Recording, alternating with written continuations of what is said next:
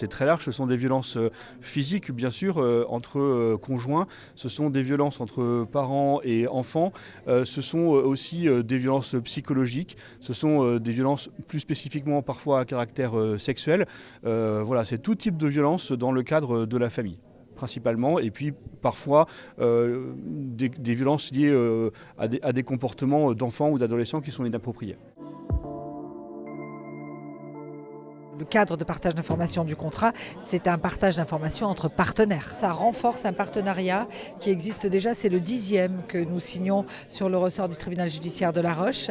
C'est une manière en fait d'officialiser, je dirais, des partenariats, des échanges, des partages d'informations pour faire en sorte qu'il y ait le moins de trous possible dans la raquette, si je puis m'exprimer ainsi, et que le maillage soit le plus serré possible. Parce que chacun dans son domaine d'intervention, avec son domaine de compétences, va avoir connaissance d'une situation dont tout le monde n'aura pas connaissance pour des raisons diverses et variées. Et donc l'idée, c'est de s'apporter mutuellement la connaissance de ces situations et ensuite la réponse à celui à qui elle appartient. Une réponse pénale, une réponse sociale, une réponse peut-être par l'éducation nationale aussi, une réponse par le soutien des associations, chacun avec son niveau de compétence. Tout le monde agit en faveur des victimes et des victimes de violences. Sauf qu'il n'y a pas forcément il n'y avait pas jusqu'à maintenant suffisamment de coordination. C'est-à-dire qu'on se connaît bien sûr, mais il pouvait parfois y avoir un manque d'échange d'informations. Et en fait, ce contrat va nous permettre d'échanger plus facilement nos informations, de mieux savoir qui fait quoi, et derrière de pouvoir mieux prendre en charge les situations de manière beaucoup plus globale et pas segmentée et pas fragmentée. En 2017, 40 cas signalés soit par la gendarmerie, soit par les différents services sociaux.